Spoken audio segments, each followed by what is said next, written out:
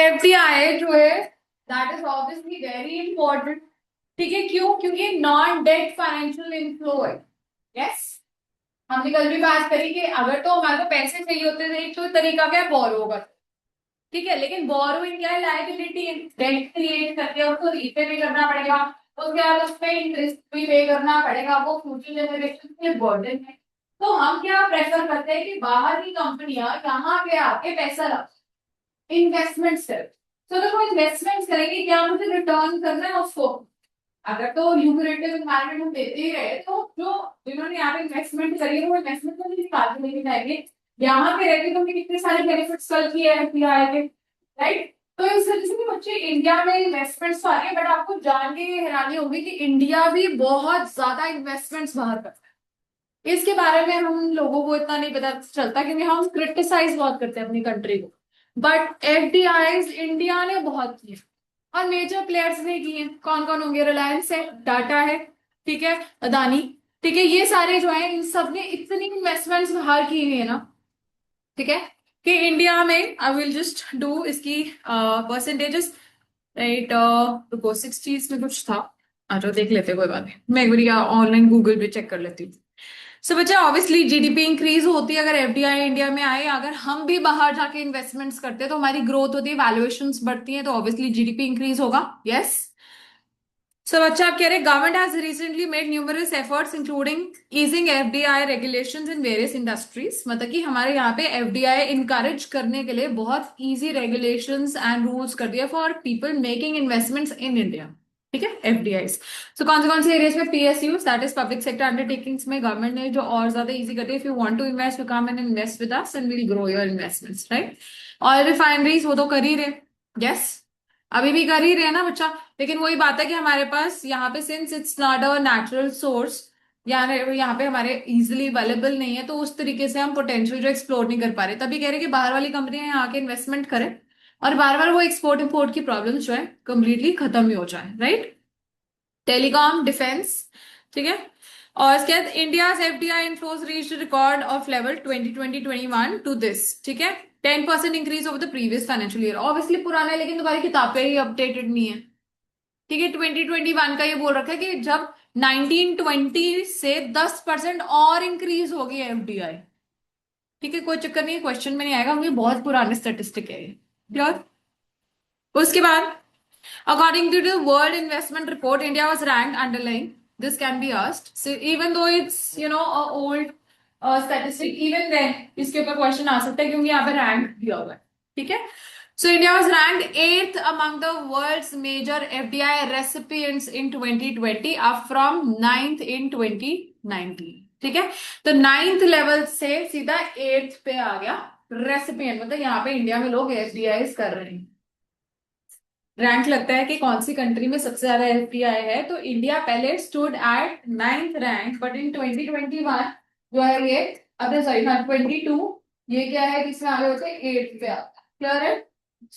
उसके बाद telecom automobile areas में भी इसको इंक्रीज किया गया एफडीआई को बच्चे। With the help of transactions in technology and health sectors, MNCs have pursued strategic collaborations with top most domestic business grouping, fueling an increase in cross-border mergers and acquisition of 83%. Nothing to learn. अब यहाँ पे ये आ जाओ।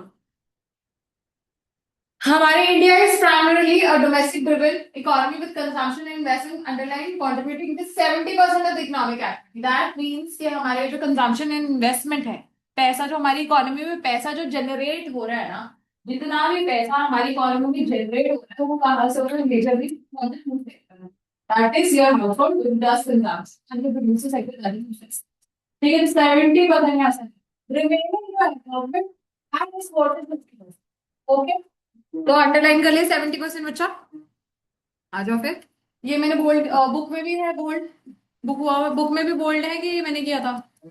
Book में भी है, ठीक है। According to data release by the RBI, overseas direct investment stood at underline, this is an MCQ, this is an MCQ, बेटा राइट डाउन एमसीक्यू साइड से, stood at USD 1922.51 million in September 2022. So this is an MCQ कि कितने पे आपकी FDI आई है। ठीक है। So according to data RBI overseas direct investment to that, तो मतलब इतनी इन्वेस्टमेंट जो है इंडिया कर चुका है कितनी 1922, सॉरी हाँ 0.51, राइट।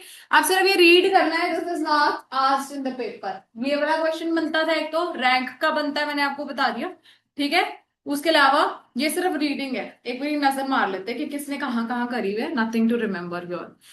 सो देखो, Tata steel announce plans to invest 7 million pound for this, यहाँ पे नॉर्थ ईस्ट इंग्लैंड में, ठीक है। कौन हुआ? टाटा स्टील्स। फिर टाटा कम्युनिकेशंस आ गया, ठीक है। इसने अपनी होली ओन्ड सब्सिडरी सिंगापुर में खोली है, मतलब ये करी है। ये सारे जो अभी हम पढ़ रहे हैं पॉइंट्स, ठीक है, इंडिया ने कहाँ कहाँ इन्वेस्टमेंट्स करी है। तो पहला टाटा स्टील ने करी, फिर टाटा कम्युनिकेशंस ने करी, बचे जिंदल स्टील एंड पावर, इसने भी सब्सिडरी ओपन करी। विप्रो, ठीक है, इसने भी अपनी एक सब्सिडरी सिट्रस में खोली है बच्चे। Jindal saw invested in UAE. फिर एशिया लिप्टन, ये सारी चीजें देखो। रिलायंस आ गया। फिर ये मोहल्ला इंटरनेट, ये मैंने भी इतना अभी खास सुना नहीं। ओएनजीसी विदेश ने रशिया में इन्वेस्टमेंट करी। आईसीआईसीआई बैंक ने ब्रिटेन में किया बच्चे। एनी टेक्नोलॉजी सिंगापुर सब्सिडी खोली। डॉक्टर रेड्डी, ठीक है, उसने जॉइंट वेंचर यूएस में खोला है, ठीक है। रिलायंस न्यू एनर्जी, इसने जर्मनी नॉर्वे में खोला है। सो ये कुछ जो है देख लो। ओएनजीसी अगेन आ गया, रिलायंस आ गया दोबारा से, Reliance, Tata steel, Ola electric companies and so on. So there's nothing to remember. It's just that कि ये बताया हुआ है कि इंडिया ने कहाँ कहाँ सारे इन्वेस्टमेंट्स किए हैं, तो मेजर पार्ट्स ही लिखने हैं। ठीक है, विप्रो बना, उसके बाद में रिलायंस आया और वो क्या है, ठीक है। ये सारे जो मेजर पावर्स यार बहुत ज्यादा लास्ट डिमांड से काम की, ठीक है। चैप्टर्स डन है, कोई दिक्कत परेशानी? फटाफट से एक दो क्वेश्चन देख लेते हैं ताकि आपको तसल्ली हो जाएगी, हाँ फिर आया मैम ने, और उसके बाद हम आगे चलते हैं। Which of the following statements is incorrect? ठीक है, अब क्वेश्चन क्या है? इनकरेक्ट, ओके, ध्यान से। So direct investments are real investments in factories, assets, land, inventories, etc. and involve foreign ownership of production facilities. True? True है ना? करते ना, हमने पढ़ा था। फैक्ट्रीज एसेट्स खरीदना भी एफडीआई ही है। Foreign portfolio investment involve flow of financial capital. This is also true.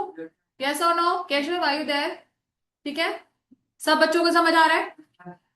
Next, FDI is not concerned with either manufacture of goods or with provision of services. False ना, FDI में क्या होगा, यहाँ पे आके कंपनियां सेटअप करेंगी, गुड्स बनाएंगी, सर्विसेज प्रोवाइड करेंगी, तो ये तो फॉल्स है ना, नॉट लिखना है, तो फॉल्स। तो ये तो मेरा आंसर हो सकता है इस पर्सपेक्टिव। नेक्स्ट देखते हैं। Portfolio capital moves to a recipient country which has revealed its potential for higher returns and profitability. तो ये तो बात ठीक ही है ना, क्या कह रहे, पोर्टफोलियो इन्वेस्टमेंट हम कहाँ करते हैं? ऐसी कंट्रियों के कैपिटल में करते हैं जहां पे रिटर्न्स में को हाई आएंगे। यस और नो? तो ये तो ट्रू है ना बेटा जी, Jaskirat. Which of the following is a component of foreign capital? Direct inter-government loans. Yes, पढ़ा था ये हमने, है ना बच्चा? लोन्स फ्रॉम इंटरनेशनल इंस्टीट्यूशंस भी हमने पढ़ा था, ठीक है। नंबर 3 सॉफ्ट लोन्स भी पढ़ा था। सो ऑल है, सारी है ना, दिख रहा है? yes, तो अगर बायलेटरल भी आया था, यूनिलेटरल भी आया था, तब भी चलता है ना ये सारे बच्चा। Which of the following would be an example of FDI from country X? ठीक है, फ्रॉम कंट्री एक्स कह रहे हैं कि इसमें से कौन सा जो है ऐसा माना जाएगा कि FDI from X country to Y है से support. So firm in country X buys bonds issued by a Chinese computer manufacturer. तो ये FDI है कि FPI है? बॉन्ड्स बाय किए बेटा, FPI होना है ना, फॉरेन पोर्टफोलियो। हाँ, अगर इक्विटी लिखा होता तो मैं लेती इसको कंसिडरेशन में, लेकिन बॉन्ड्स लिखा तो पक्का से पक्का ये इक्विटी इन्वेस्टमेंट एफपीआई तो नहीं। Computer firm in X enters into a contract with Malaysian firm for the latter to make and sell its processes. So this is export import ना, this is not FDI. क्या कह रहे हैं? कह रहे computer firm इन x, x ने क्या करा, कॉन्ट्रैक्ट किया मलेशियन फर्म से कि वो लैटर मतलब मलेशिया जो है वो बनाएगी और इसको सेल करेगी। मतलब एक्स जो है इम्पोर्ट कर रहा है और मलेशिया एक्सपोर्ट कर रहा है, ठीक है ना। तो एफडीआई तो नहीं है ना ये। में से Z a citizen of x by controlling share आएगा ना, कंट्रोलिंग शेयर है तो ये तो एफडीआई ही है ना। Controlling share in an Italian electronics firm, तो this obviously this is FDI. Controlling share means more than 10%. ठीक है, and none of the above any, क्योंकि सी तो मेरा आंसर है ही है.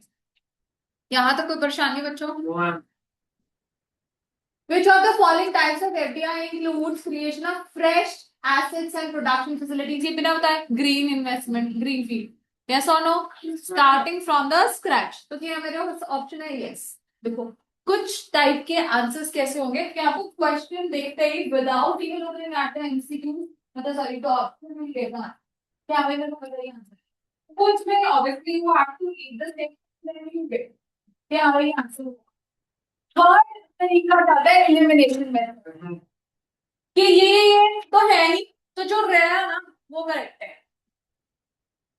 This is how you attempt MCQ. पहला तो डायरेक्ट मेरे को पता है जी इसका आंसर, मेरे को क्वेश्चन देखते पता लग गया creation of fresh assets, so that means green field है. तो ये तो बिना ऑप्शन देखे भी मेरे को पता होगा आंसर क्या, फिर मैं देख लीजिए हाँ ग्रीन फील्ड है तो ठीक है ना.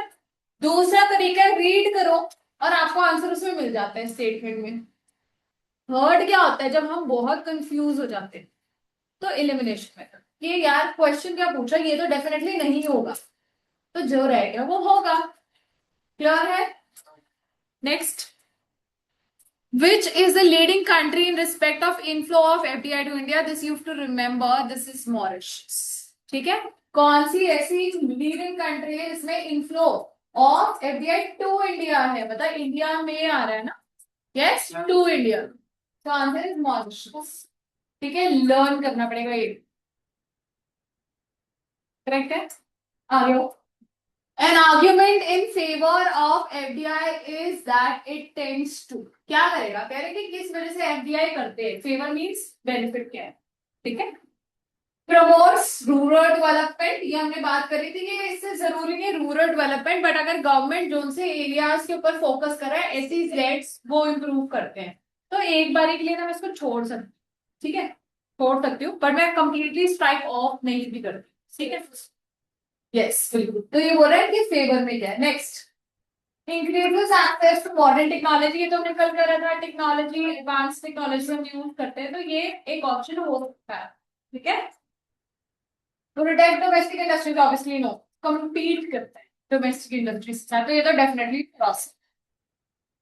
कीप इन्फ्लेशन अंडर कंट्रोल, क्या ये बेनिफिट है? इन्फ्लेशन कंट्रोल में रहेगा? नहीं, ऐसा कुछ हमने कल बेनिफिट से तो नहीं पढ़ा बच्चा जी. सो मेरे पास ऑप्शंस क्या है एक बार के लिए, प्रमोट रूरल डेवलपमेंट, लेकिन मुझे पता है कि रूरल नहीं है, हम कह रहे हैं कि जो गवर्नमेंट जोन से एरियाज को टारगेट करता है. अब इन दोनों से बेटर ढूंढना ना, कुछ हो सकता है बच्चों को यहाँ कंफ्यूजन हो गया रूरल भी कर रहा है. ठीक है, so obviously which one is a better option कि ये बेनिफिट लग रहा है मुझे, क्योंकि रूरल ही नहीं ऐसी जेड को ऐसा मेरे को भी डर लगता है ऊपर ही ना. Next, which of the following is the reason for FDI. ठीक है, क्या क्या रीजन है जिस वजह से हम एफडीआई इन्वेस्टमेंट्स करते हैं. Number one, secure access to minerals और raw materials. Next, desire to capture a large and rapidly growing emerging markets. दोनों लग रहे हैं, ठीक है ना, दोनों ऑप्शंस हैं. उसके बाद desire to influence home country industries. हमें इन्फ्लुएंस क्यों करेंगे बच्चे हम home country industries?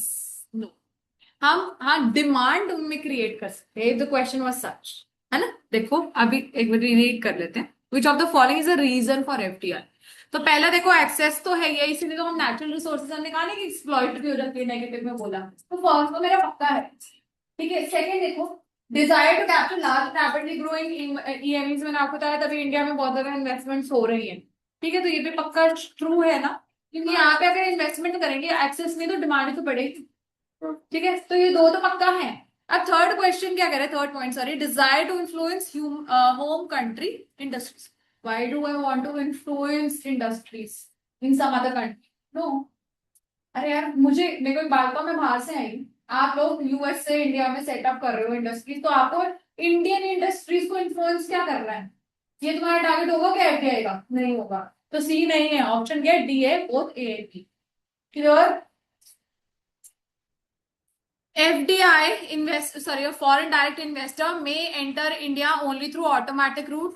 May enter, तो ये तो है ना, कर सकते हैं एंटर. थ्रू गवर्नमेंट, यस कर सकता है। अभी हमने पढ़ा ना कि government has allowed in PSUs also direct automatic licensing भी है बहुत सारे एरियाज में, और लाइसेंसिंग भी अलाउड है। Yes. Third is may enter India only through equity in domestic enterprises, तो वो भी कर सकता है ना। दूसरी किसी एग्जिस्टिंग कंपनी के मोर देन 10% शेयर खरीद के तो FDI हो सकती है ना। तो तीनों रूट कर सकता है ना बच्चा। खुद सोचो खुद, एक तो क्या ऑटोमेटिक रूट, मतलब जहां पे अलाउड है इन्वेस्टमेंट वहां के आके खुद की अपनी दुकान खोल लेगा। ठीक है। सरकार ने यदि आओ मेरे साथ इन्वेस्टमेंट करो तो कर सकता है। थर्ड क्या है, इक्विटी, मतलब कोई और एग्जिस्टिंग कंपनी है उसके अंदर शेयर्स खरीद लेगा। करते हैं ना कंपनियां टेक ओवर करती है इंडियन कंपनीज को, तो ऑल होएगा। Sure. Next, foreign investments are prohibited in, तो बच्चे chit fund and Nidhi companies, आपने पढ़ा होगा इसके बारे में लॉ में विद्यार, more or less waiver agreements, देखा ना, they are something which are resembling waiver but not really waiver, जो लिखे हैं contingent contracts के अंदर, पढ़ा है ना सबने। yes. contingent and posit, तो contingent contracts में ये सारी लेकिन इनकी betting वगैरह जैसा नहीं है, they are not 100% but they resemble, क्यों, क्योंकि they are contingent, so obviously इसमें क्यों allow करेगी सरकार, है ना। इस तरह में इन्वेस्टमेंट एफडीआई अलाउड नहीं, चिट फंड और हमारा इसमें निधि कंपनीज में। निधि कंपनी क्या होती है अभी आप पढ़ोगे, जिसको गवर्नमेंट ने अपने रेगुलेशन में बोल दिया ये निधि कंपनी है, ऐसा डेफिनेशन यही है इसकी। निधि कंपनी क्या है, जो कि सेंट्रल गवर्नमेंट कहता है ना अपने उसमें एक रूल्स में कि हाँ ये कंपनियां निधि हैं, तो उसको निधि कंपनी कहते हैं। This is what you will learn in your companies act. ठीक है। And what is chit fund, what is chit fund, हाँ जी, हाँ जी, पढ़ के नहीं आए अभी सारे। हाँ फिर क्या है बच्चे, चिट फंड्स। हम्म।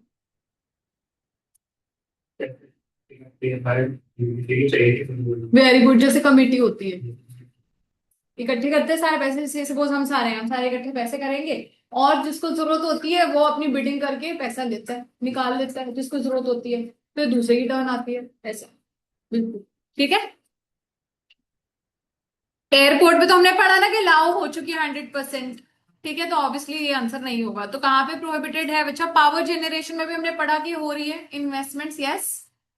उसके बाद हाईवेज एंड वाटरवेज में भी हमने ऐसा नहीं पढ़ा कि नहीं रिस्ट्रिक्टेड है, लेकिन आपको क्लियरली पता भी चल रहा है चिट फंड और निधि कंपनी ऐसी होंगी जहां पे वेजर है, कंटिजेंट है, तो अलाउड नहीं होगी।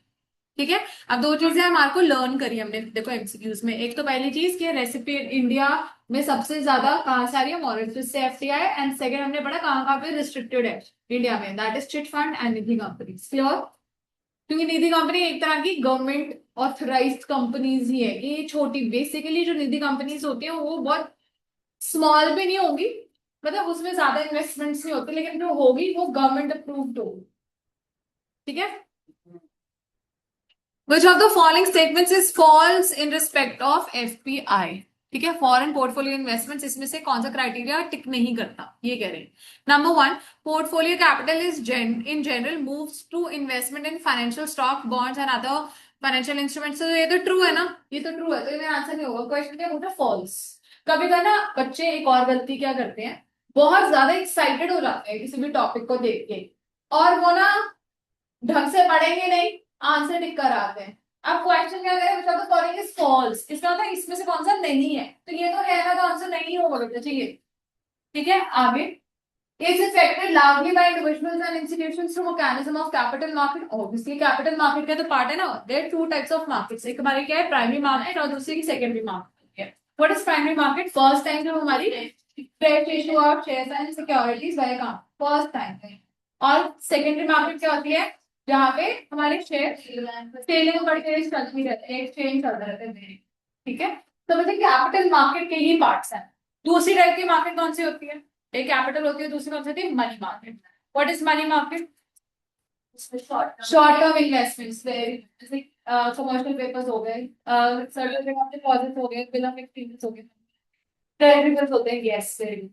तो ये सारे क्या है, मनी मार्केट इंस्ट्रूमेंट्स होते हैं, मनी मार्केट्स होती है जहाँ पे शॉर्ट टर्म ट्रेडेड इंस्ट्रूमेंट्स है। जैसे अगर से सपोज एक बड़ी कंपनी है, एक बड़ी कंपनी है, उसको मेरे से लोन है, तो मैं उनको कमर्शियल पेपर 7 days 10 days इतने टाइम पीरियड के लिए मतलब कि इसने मेरे से अगर से सपोज 1 लाख का लिया हो, ठीक है, पेज मैं उसको बना के दूंगी, दूंगी उसको मैं असली में 80,000, और ये रिटर्न में मुझे कितने देगा उसके बदले 1 लाख। तो वो कमर्शियल पेपर है, उसमें डिस्काउंट बताइए, मैं इंटरेस्ट ले रही हूँ ना, डिस्काउंट ही होगा एक तरह का 20,000 रुपए जो मैं एक्स्ट्रा ले रही हूँ, तो ये क्या है, इंटरेस्ट है। ठीक है, मनी मार्केट शॉर्ट टर्म, जो हम ट्रेड करें, ये जो मेरे से लोन ले रहा है शॉर्ट टर्म पीरियड के लिए, ठीक है, वो यूजुअली बड़ी बड़ी कंपनियां एक दूसरे को देती रहती है। Clear? Next is difficult to recover as it involves purely long term investments and investors are controlling interest, ये तो false है ना, ये तो एफडीआई है ना, ना ही कंट्रोलिंग इंटरेस्ट होता है और वैसे ये शॉर्ट टर्म के लिए होता है, तो answer is this is false. ठीक है, नेक्स्ट भी पढ़ लेते हैं। Investors also do not have any intention of exercising voting power और कंट्रोलिंग और मैनेजिंग द फैक्टर्स। ठीक है ना, इसमें मेरा मेन मोटिव क्या है, कैपिटल एप्रिसिएशन एंड इंटरेस्ट, जो मेरे को पैसा चाहिए शॉर्ट टर्म पे। क्लियर है? श्योर? आओ आप चैप्टर नंबर 4 खोलो जिसके मैंने अभी नोट्स दिए आपको।